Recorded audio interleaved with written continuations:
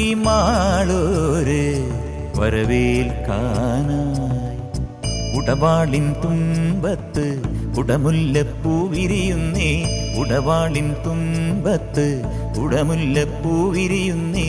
ഇടനെഞ്ചിലെ അങ്കപ്പാട്ടിൻ്റെ ഈണം നാടാകെ പാടാൻ വായു,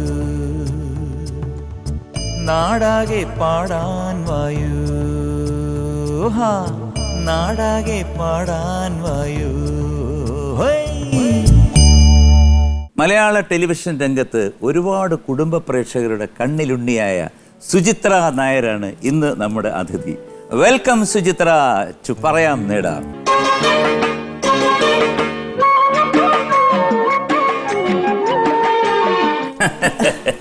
ഇതാര് സീരിയലിലെ ഭഗവതി നേരിട്ട് പ്രത്യക്ഷപ്പെട്ടതോ? അതിന് ഭഗവതി സാറിന് നേരിട്ട് കണ്ട് പരിചയമൊന്നുമില്ലല്ലോ. ഇല്ലേ, ആദ്യമായിട്ടാണ് കാണുന്നത്. എന്തുകൊണ്ട് വിശേഷം? നല്ല വിശേഷം, സുഖമായിട്ടിരിക്കണം. കാരണം ഇപ്പൊ ചെയ്യുന്ന സീരിയല് ഇല്ല, ഞാൻ സീരിയൽ ഇപ്പൊ ചെയ്യണില്ല. വാനമ്പാടി ഒന്ന് ചെയ്ത് നിർത്തി. മതിയല്ലോ, എന്തിനാണ് ഏറെ അല്ലേ? വാനമ്പാടിയിൽ നെഗറ്റീവ് ക്യാരക്ടർ ആയിരുന്നല്ലേ? ഒരു ഓൾമോസ്റ്റ് 3/4 ഭാഗം നെഗറ്റീവ് ആയിരുന്നു, പിന്നെ പോസിറ്റീവ് ആയി. നമുക്ക് ഒരുപാട് വിശേഷങ്ങളുണ്ട്. ഈ പറയാൻ നേടാം എന്നുള്ള ഷോ കണ്ടിട്ടുണ്ടോ? കണ്ടിട്ടുണ്ട്. അതിനകത്ത് കുറച്ച് കളിതമാശകളൊക്കെയാണ്. കാരണം നമ്മൾ ഈ സമയത്ത് പ്രേക്ഷകർക്ക് വളരെ സീരിയസ് ആയിട്ടൊരു ഷോ ചെയ്യുന്നതിന് പകരം ഞങ്ങളെല്ലാം കൂടെ തീരുമാനിച്ച് ഒരു ചെറിയൊരു ലളിതമായിട്ട് എല്ലാവർക്കും ഒരു അരമണിക്കൂർ മനസ്സിൽ നിന്നുള്ള എല്ലാ വികാരങ്ങളും, എല്ലാ സങ്കടങ്ങളും ദുഃഖങ്ങളും ഒക്കെ മാറി സന്തോഷമായിട്ടിരിക്കാനുള്ള ഒരു പ്രോഗ്രാമാണ് പറയാം നേടാം പണം നേടാം, big game show. Suchitra Nair മലയാളികൾക്ക് എല്ലാം അറിയാവുന്ന ഒരു പേരാണ്. എങ്ങനെയാണ് ഈ സീരിയൽ എൻട്രി? ഞാൻ ബാലതാരായിട്ടാണ് വന്നത്. കൃഷ്ണകൃപാസാഗരം എന്ന സീരിയൽ സ്കൂൾ ടൈമിൽ വന്നതാണ്. അത് ദേവിയായിട്ട്. പിന്നെ ദേവിയായിട്ട് തന്നെ കുറേ ചെയ്തു. സത്യം ശിവം സുന്ദരം, അതും അമൃതയിൽ തന്നെയായിരുന്നു എന്റെ സ്റ്റാർട്ടിങ്. അത് കഴിഞ്ഞിട്ട് പിന്നെ ഫ്ലവേഴ്സില് വിശ്വരൂപം, അതിലും ദേവി, എല്ലാ ദേവിയാണ്. അപ്പൊ അങ്ങനെ ദേവിയായിട്ട് അഭിനയിച്ച് ഏത് സീരിയലാണ് ലാസ്റ്റിൽ മൂദേവിയായത്? വാനമ്പാടിയിൽ.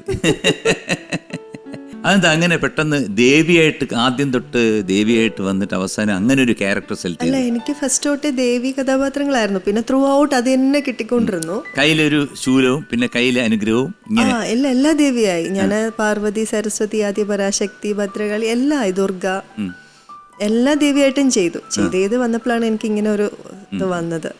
രഞ്ജിത്തേട്ടൻ, ചിപ്പിച്ചേച്ചി, അവരുടെ ക്രൂലാത്. പിന്നെ അതിലൊന്നും നോക്കിയില്ല, അങ്ങ് ചെയ്തു. എവിടെ താമസിക്കുന്നു? ട്രിവാൻഡ്രത്ത് തന്നെയാണ്. വീട്ടില് അച്ഛൻ, അമ്മ, ചേട്ടൻ, ഞാൻ, 4 പേര്. ഓക്കെ. അപ്പൊ ജീവിതത്തിൽ എപ്പോഴെങ്കിലും ഭദ്രകാളി ആയിട്ടുണ്ടോ? ഇടയ്ക്കിടയ്ക്ക് ഉണ്ട്. പിന്നെ ആരുടെ വീട്ടില് തന്നെ, വേറെ പുറത്തെവിടെ ആകാറില്ല. അല്ല, എന്നാലും കൂടുതൽ ആരുടെ? അമ്മേന്റെ അടുത്ത്. അവിടെ നടക്കൂ കാര്യങ്ങൾ. സോ സ്റ്റാർട്ട് ചെയ്യാം. ഓക്കെ. അപ്പം ആദ്യം കേറി വാടാ മക്കളെയാണ്. പക്ഷെ ഒരു ക്ലൂ അതിനു മുമ്പ് ഞാൻ തരാം. ഇത് ചോദ്യങ്ങൾ മുഴുവൻ ആറാം തമ്പുരാൻ എന്ന ചിത്രത്തിൽ നിന്നാണ്. ചോദ്യങ്ങൾ മുഴുവൻ ആറാം തമ്പുരാൻ എന്നുള്ള ചിത്രത്തിൽ, അതായത് മോഹൻലാൽ ആൻഡ് മഞ്ജു വാര്യർ. അപ്പം തുടങ്ങുകയാണ്. കേറി വാടാ മക്കളെ.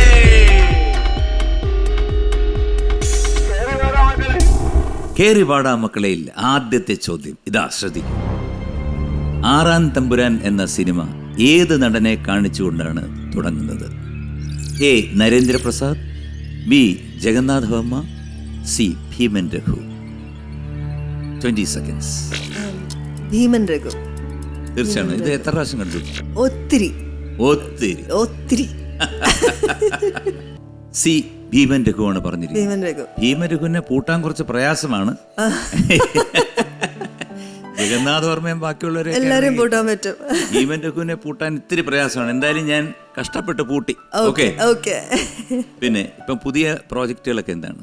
ഇല്ല, ഞാൻ ഇപ്പൊ കുറച്ചാളത്തേക്ക് എന്തായാലും സീരിയൽ ചെയ്യണില്ല. ഒരു പ്രോജക്റ്റ് ചെയ്ത് നന്നാക്കി വെച്ചിട്ടുണ്ടല്ലോ. പിന്നെ ഞാൻ ഉടനെ വേറൊരു ക്യാരക്ടർ ചെയ്യുമ്പോഴത്തേക്ക് അതിന്റെ ഒരു ഇത് കുറയുമെന്ന് വിചാരിച്ചിട്ടൊന്നും ചെയ്യണില്ല. ഈ വാനമ്പാടിയിലെ ഇത് കണ്ടിട്ട് നമ്മൾ എവിടെങ്കിലും ഒക്കെ പോകുമ്പോഴത്തേക്ക് ഈ അമ്മമാരും വീട്ടമ്മമാരും എല്ലാവരും? ഇല്ല, ഒരിടത്തൊന്നും എനിക്ക് നെഗറ്റീവായിട്ടൊന്നും വന്നില്ല. എല്ലാവർക്കും സ്നേഹം മാത്രം. അപ്പൊ ഞാൻ ചെയ്യുന്നത് നെഗറ്റീവ് തന്നെ അല്ലേ എന്നൊക്കെ എനിക്ക് തോന്നാറുണ്ട്. ഈ സീരിയലില് ഇത്ര നാൾ ചെയ്തല്ലോ, ഇനി സിനിമ ചെയ്യണമെന്ന് ആഗ്രഹമില്ലേ? സിനിമ വരുന്നുണ്ട്, ശരിക്കും പറഞ്ഞാൽ വരുന്നുണ്ട്. 2-3 മൂവീസ് ഇങ്ങനെ പറഞ്ഞ് നിൽക്കുന്നുണ്ട്.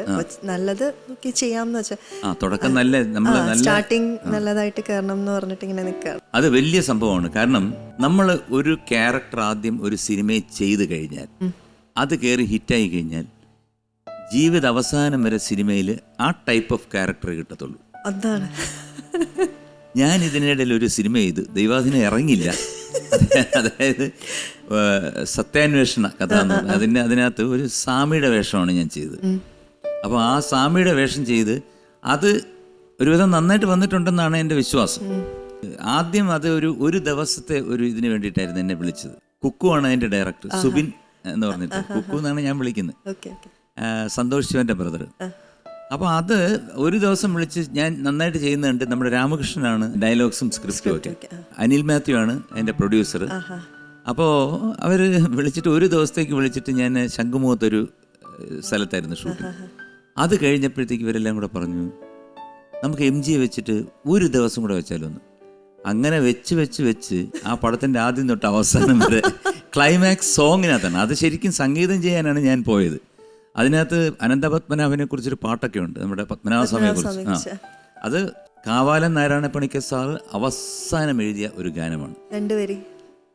തിരുവനന്തപുര പുരാതന പുരാനെ തമ്പുരാനെ പാമ്പിൻ മെത്തയിൽ പള്ളി കൊള്ളും പത്മനാഭ, ഇരവും പകലും കൊടുങ്കയും കുത്തിക്കിടന്നുറങ്ങരുതേ ഉറങ്ങരുതേ ഉറങ്ങരുതേ, അനവധി അറകളിൽ അസുലഭമാം.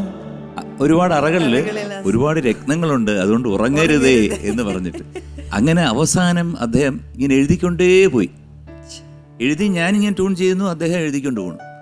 ലാസ്റ്റിൽ ഞാൻ പറഞ്ഞു, ചേട്ടാ എവിടെങ്കിലും ഒരു നിർത്ത് വേണ്ടേ ഇതിന്, കാരണം ഒരു 4 മിനിറ്റിൽ കൂടുതൽ നമുക്ക് പാട്ട് പറ്റത്തില്ല.